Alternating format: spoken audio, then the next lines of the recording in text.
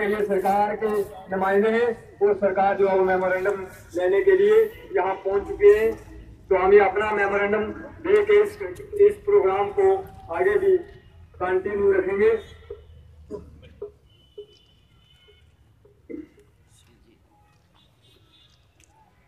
मैं उम्मीद करता हूँ कि ये all India confederation all India confederation हमारी मांगे पूरी करो। हम तुम्हारे साथ हैं, हम तुम्हारे साथ हैं। All India SC/ST OBC confederation जिंदाबाद जिंदाबाद, SC/ST OBC कन्फेडरेशन जिंदाबाद जिंदाबाद। मल्होत्रा साहब आगे बढ़ो, हम तुम्हारे साथ हैं। मल्होत्रा साहब आगे बढ़ो। उसमें आपका मेमोरेंडम चला गया। साथियों, यहाँ सभी कॉन्फेडरेशन के नेताओं को मैंने सुना। मैं आपको ना थोड़ा सा टाइम दूंगा। सबसे पहले मुलाजमों की बड़ी एक डिमांड है रिजर्वेशन प्रमोशन। तो नंबर 1 एजेंडा रिजर्वेशन प्रमोशन का है। पढ़े लिखे यूथ जिनको नौकरी नहीं मिल रही, तो दूसरा एजेंडा जो है स्पेशल ड्राइव करके उन पढ़े लिखे नौकरियों का बैकलॉग निकाला जाए। तीसरा एजेंडा है कि ये जो कंट्रैक्चुअल अडहॉक डेली बेसिस पर 1 लाख लोगों को सरकार ने बताया 1 लाख लोग हैं, तो उसमें हमारी रिजर्वेशन का हिस्सा दिया जाए। स्कॉलरशिप जो है SC/ST OBC का टाइमली नहीं मिलता, कहा 3 साल के लिए, तो मैंने 4 साल के लिए कहा है। 4 साल तक नहीं है, उनको स्कॉलरशिप मिलना चाहिए। 27% रिजर्वेशन OBC को मिलना चाहिए, 2% मिलता है। शेड्यूल ट्राइब स्टेटस डिल्यूट हो रहा है, हम चाहते हैं ये डिल्यूट नहीं होना चाहिए। बजट अलाट हुआ 77,000 करोड़ का, हमारे लिए SC/ST के लिए ला था। कितना पैसा रखा इनकम जनरेटिंग करने के लिए, हमारे बच्चों के लिए होना चाहिए था। शेल्टर जो है और फॉरेस्ट एक्ट जो है उसके अमेंडमेंट के लिए कहा है कि हर गरीब को मकान होना चाहिए। जो पॉलिसी प्रोग्राम है स्टेट के अंदर लागू किए जाएं। पैसा मोदी साहब कह रहे हैं बड़ा ला रहे हैं, सरकार को आ रहा है, तो जिसके पास घर नहीं है गरीब को उसको घर दिया जाए।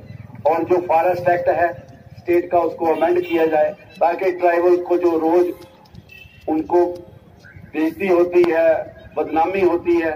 हम तो कह रहे हैं सरकार जो है एक व्हाइट पेपर निकाले कि ये जो गरीब लोग हैं, ट्राइबल हो गए, शेड्यूल कास्ट हो गए, OBC, उन्होंने कितनी फॉरेस्ट को कैप्चर किया है, तो पता चलेगा लोगों को।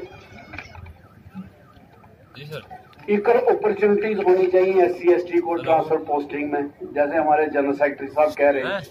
पॉलिटिकल रिजर्वेशन शेड्यूल ट्राइब्स को होने चाहिए। एक मैकेनिज्म होना चाहिए कि जो अत्याचार होते हैं हम पर, एट्रोसिटीज होते हैं, नेशनल कमीशन का ऑफिस खुलना चाहिए जम्मू कश्मीर के अंदर।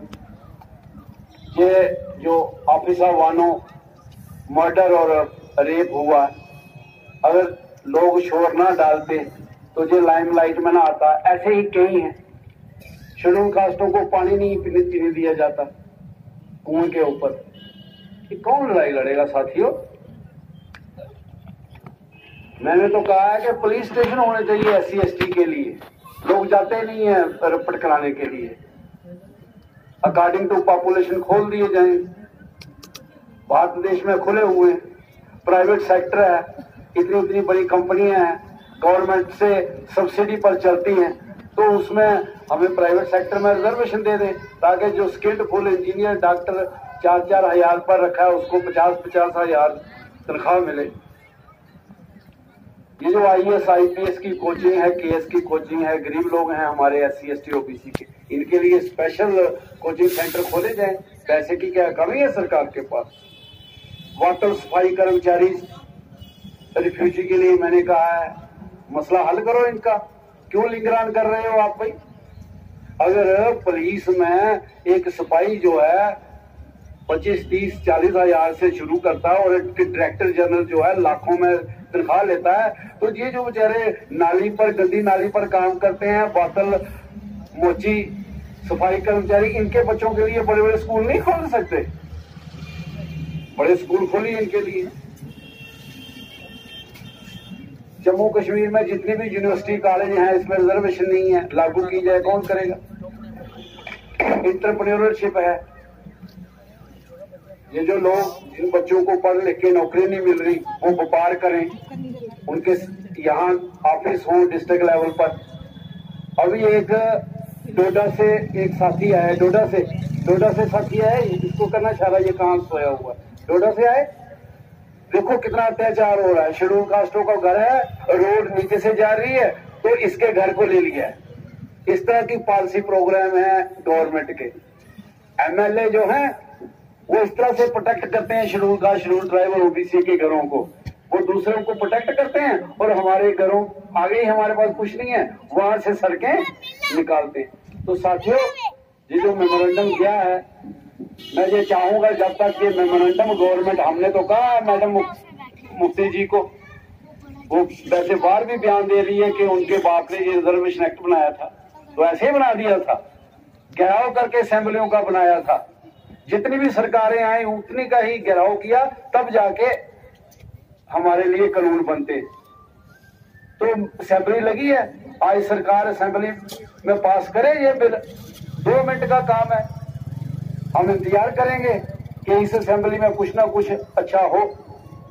अभी 26 दिसंबर को नेशनल चेयरमैन डॉक्टर उदित राय ने लाखों की रैली की है, कैबिनेट हुई है, मोदी साहब ने कैबिनेट की है, जो रिजर्वेशन प्रमोशन का मसला है कि इसको हम जल्दी हल करेंगे।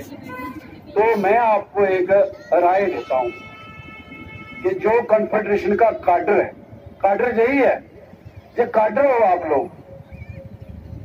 अगर आपने 1 स्टेप अप रिजर्वेशन करवाया था, रिजर्वेशन एक्ट ली थी, 294 की अमेंडमेंट कराई थी, इंटर डिस्ट्रिक्ट लिया था, न्यू रिक्रूटमेंट पॉलिसी में रिजर्वेशन ली थी, ये चीजें क्यों नहीं होंगी? होंगी। इन चीजों को मैं आपको बता रहा हूं, ये सारी गवर्नमेंट की कानून में लिखी हुई चीजें हैं, हमने कोई गैर ऐसी बात नहीं मांगी। तो जो सरकार जो है, हम एलिगेशन कर रहे हैं सरकार के ऊपर, एलिगेट कर रहे हैं सरकार को कि ये सरकार ना तो कॉन्स्टिट्यूशन बचा रही है और ना ही रिजर्वेशन प्रोवाइड कर रही है। क्या ऐसा है या नहीं? ये जो मैंने आपको पढ़ के बताया, हाथ खड़ा करो कि ये सरकार कॉन्स्टिट्यूशन नहीं बचा रही, ये सरकार रिजर्वेशन प्रोवाइड नहीं कर रही। तो ऐसी सरकारें हमने क्या करनी है? तो फिर आप बाबा साहब भीमराव अंबेडकर के सिपा सलार हो, उनकी आइडियोलॉजी पर चलते हो, एजुकेट, ऑर्गेनाइज, एजिटेट, तो जाओ। जब तक ये डिमांडें पूरी की पूरी नहीं मानी जाती, अपनी अपनी तहसील में, अपनी अपनी डिस्ट्रिक्ट में, अपने अपने ब्लॉक में, अपने अपने गांव में करो, लोगों को इकट्ठे अवेयर करो, सम्मेलन करो। पहले बात तो सुने, क्या हमने किसी से, जैसे बाकी संस्थाएं झोले डाल के आपसे पैसे मांगती हैं संघर्षवाद करने के लिए, क्या हमने आपसे किसी से 1 रुपया लिया? वो हाथ खड़ा करे जिसने 1 रुपया दिया, वो हाथ खड़ा करे। अरे भाई हाथ ला रहे हो, सुनो मैं क्या बोल रहा हूं। वो हाथ खड़ा करे जिसने कॉन्फेडरेशन के संघर्ष को आगे बढ़ाने के लिए 1 रुपया दान दिया। हाथ खड़ा करो जिसने 1 रुपया दिया। बताओ ये कैसे लड़ाई लड़ी जाएगी?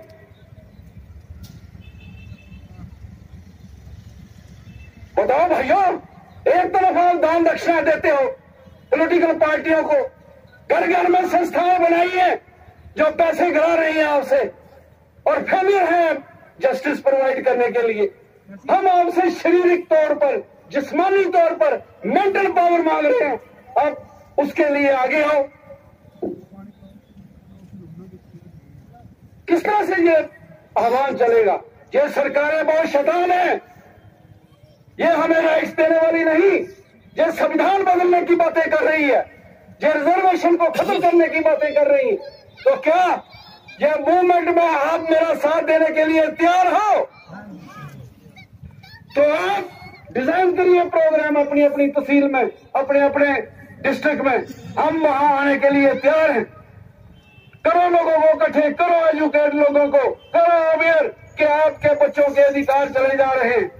अगर कोई बहुत अच्छा आदमी, रईस आदमी, डेवलप आदमी SC ST OBC से हमारे साथ नहीं चलता, हमें कोई अफसोस नहीं है। लेकिन गरीबों तुम तो चलो, जिन्होंने भी रिजर्वेशन देखी नहीं है, जिनके बच्चे अभी छोटे छोटे हैं, जिनके घर नहीं है, मकान नहीं है, रहने को पैसा नहीं है, मजदूरी करते हैं, वो तो मेरे साथ चलो रिजर्वेशन बचाने के लिए। समझो पॉलिसी प्रोग्राम कन्फेडरेशन का। छोटे छोटे संगठन बनाए हैं, गली कुचे पर पैसा इकट्ठा कर रहे हैं। किस तरह से जंग जीती जाएगी? लेकिन मुझे पूरा हौसला है, पूरा यकीन है कि हमने आपके सहयोग से पहले भी जंग जीती है और अब भी जीतेंगे, क्योंकि हमारी जो लड़ाई है वो कानूनी तौर पर है, सच्ची लड़ाई है। हम एक्सप्लॉइट करके, झूठे नारे लगा के किसी को साथ नहीं लगाते। अगर आप हमारे साथ चलोगे, अगर आप सरकारों को मजबूर कर दोगे, तो आपको आपके राइट्स मिलेंगे। अंत में मैं आपको यह कहूंगा, जो सरकार अपने ही बनाए हुए कानून जो है SC ST OBC के लिए लागू ना करे, वो सरकार निकम्मी है, वो सरकार निकम्मी है, वो सरकार निकम्मी है। जय भीम, जय भारत।